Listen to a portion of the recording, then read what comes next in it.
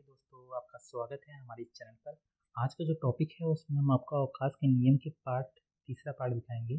इससे पहले हमने पार्ट पहला और दूसरा बताया है आपको। अगर नहीं देखा है आपने तो आपको हम लिंक बटन में और डिस्क्रिप्शन में उसको लिंक दे देंगे, आप वहाँ जाकर उसको देख सकते हैं। अवकाश के नियम में ये वही नियम मैंने बताए हैं सरकारी कर्मचारियों के लिए, जिनको अक्सर अवकाश लेते समय उनके अंदर वो प्रश्न उठते हैं। उन्हीं प्रश्नों का हमने जवाब दिया है यहाँ पर। तो चलिए आज का टॉपिक स्टार्ट करते हैं। अगला क्वेश्चन ये है, सेवा में व्यवधान मतलब सर्विस ब्रेक किसे बोलते हैं। ये काफ़ी इंपॉर्टेंट क्वेश्चन है, इसको ध्यान रखिएगा आप लोग। सेवा व्यवधान मतलब ये होता है कि अगर आप बिना बताए हॉलीडे पे चले जाते हैं, ठीक है, मतलब कि आप छुट्टी पे चले जाते हैं, तो उस पीरियड की जो आपने छुट्टी ली है वो अगर स्वीकृत नहीं होती है तो आपकी सर्विस जो है वो ब्रेक हो जाएगी। मतलब ये होता है, सर्विस ब्रेक का मतलब जिस तिथि को ये सर्विस ब्रेक हुई है, अगर आपने 2 दिन का पता ही नहीं है कि आप कहाँ थे, मतलब आप छुट्टी पे गए थे, अगर आपकी छुट्टी स्वीकृत नहीं हुई है तो जाहिर है उसका लेखा जोखा कहीं नहीं है।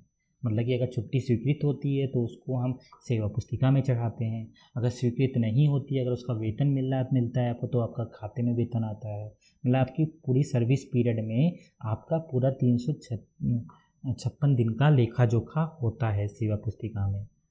ठीक है, कि 356 दिनों में आपने कितने महीने आपने वेतन लिया।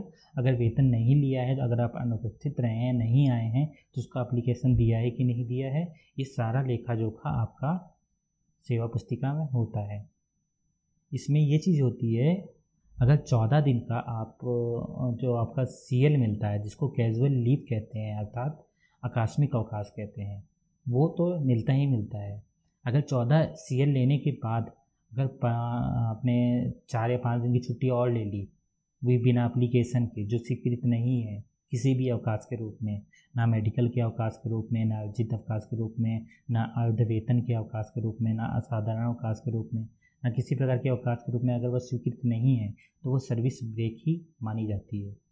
तो उसके पहले का जो होता है आपका लाभ नहीं मिलता है, मतलब उसके पहले की जो अपनी EL बची हैं उसको काउंट नहीं की जाएंगी। ये थोड़ा ध्यान रखिएगा आपका, ठीक है। तो देखिए यहाँ लिखा क्या है, अवकाश निरंतर सेवा की अवधि के संदर्भ में अर्जित किया जा सकता है। अर्थात जो निरंतर सेवा चल रही है उसी में अवकाश लिया जा सकता है। अर्थात यदि सेवा में कुछ व्यवधान हो जाएगा तो ब्रेक के पूर्व की सेवा को अवकाश के अर्जन हेतु नहीं गिना जाएगा। ये बहुत इंपॉर्टेंट है। अगर सर्विस ब्रेक हो जाती है तो उसके पहले की जितनी भी EL होगी जो आपने इकट्ठा की होगी, मान लीजिए 105 है, 180 है, तो वो सब बर्बाद हो जाएंगे, सब बेकार हो जाएंगे, तो उनको नहीं गिना जाएगा, ध्यान रखिएगा। चलिए अगले क्वेश्चन पे चलते हैं।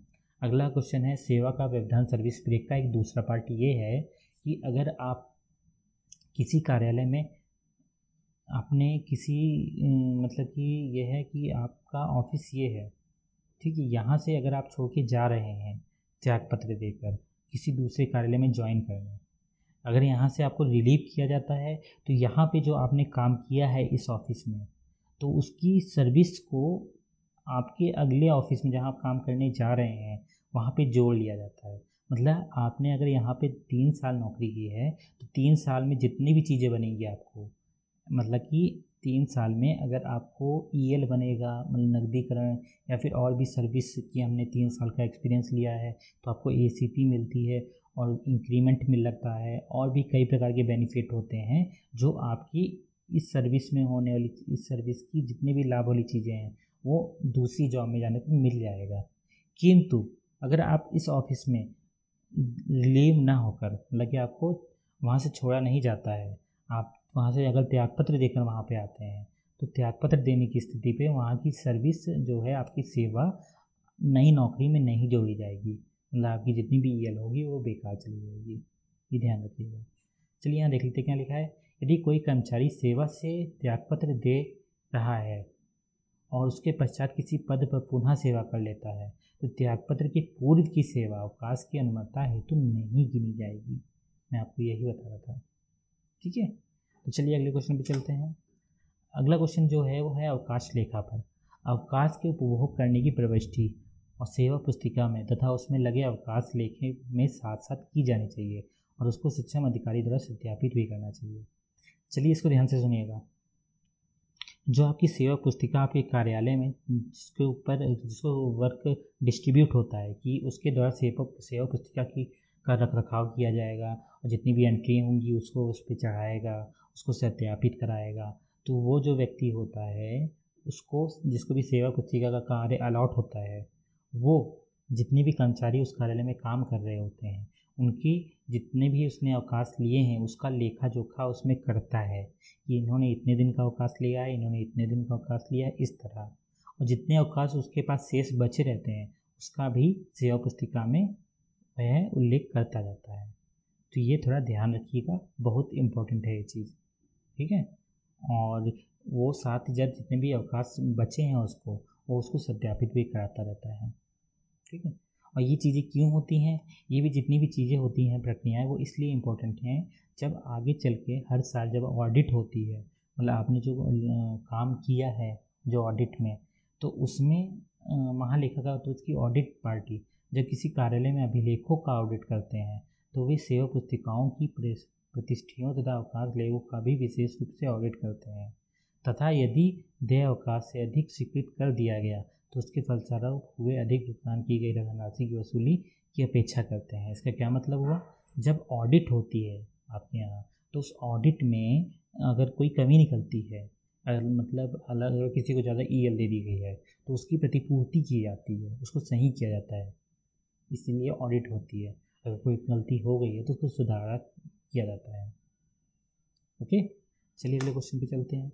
अगला क्वेश्चन है बाह्य सेवा। बाह्य सेवा का मतलब अगर किसी कर्मचारी का पैतृक विभाग, वहाँ जहाँ का परमानेंट एम्प्लॉय है, वहाँ से अगर वो कहीं संबंधीकरण कर दिया जाता है या फिर कुछ समय के लिए कहीं और नौकरी करने लगता है, तो अगर वो वहाँ पे उसकी अगर मृत्यु हो जाती है या फिर वहाँ पर वो सेवानिवृत्त हो जाता है तो उसकी जितनी भी देयताएँ बनेंगी वो कहाँ से बनेंगी।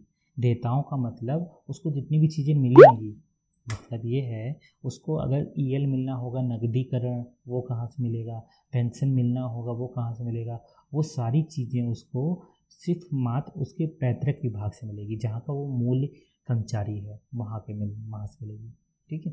चलिए यहाँ देखते हैं क्या लिखा है। बाह्य सेवा की अवधि में अथवा उसकी समाप्ति पर लिए गए अवकाश वेतन का भुगतान पैतृक विभाग द्वारा किया जाता था और बाह्य सेवा में रहते हुए मृत्यु अथवा सेवानिवृत्ति की दशा में उसके खाते में जमा अवकाश के नकदीकरण का भुगतान पैतृक विभाग द्वारा किया जाएगा, ये ध्यान रखिएगा। ओके, चलिए अगले क्वेश्चन पे चलते हैं। अगला क्वेश्चन जो है अवकाश की अवधि में भत्तों की देयताओं, मतलब कि अगर आपने कोई अवकाश लिया है तो आपका एचआरए, सीसीए या फिर अन्य भत्ते किस प्रकार दे होंगे, तो वो इस प्रकार दे होंगे। आपने अगर 3 महीने का अवकाश लिया है तो उस अवकाश में आपको जिस समय आपने अवकाश लिया है उस समय जो आपका एचआरए होगा या फिर सीसीए होगा तो वही आपको मिलेगा, अन्यथा नहीं मिलेगा। इसके अलावा छुट्टी के टाइम पे काम करने के लिए जो अवकाश मिलते हैं, मतलब कि कुछ लोगों को टाइपिंग का अवकाश वो भत्ते मिलते हैं कि टाइपिंग आती है तो उसका भत्ता, या फिर कुछ और भी भत्ते होते हैं, न्यूज़पेपर के कुछ लोगों को भत्ता मिलता है। तो इस तरह के भत्ते जो हैं वो अवकाश की अवधि में नहीं दिए जाएंगे, ये ध्यान रखिएगा आप। चलिए, मकान किराया भत्ता तथा नगर प्रतिक्रिया भत्ता उसी दर से 4 माह तक की अवकाश की अवधि में आरित किए जा सकते हैं जिस पर उसे ड्यूटी पर रहने पर देय होता है, और जो भत्ते काम करने के लिए दिए जाते हैं वे अवकाश की अवधि में देय नहीं होंगे, ध्यान रखिएगा। और एचआरए का फुल फॉर्म यहाँ पे दिया है, हाउस रेंट अलाउंस बोलते हैं। एचआरए का मतलब जो होता है वो अगर आप घर मतलब कि कार्यालय के द्वारा दिए गए घर में नहीं रहते हैं तो आपको एचआरए मिलता है।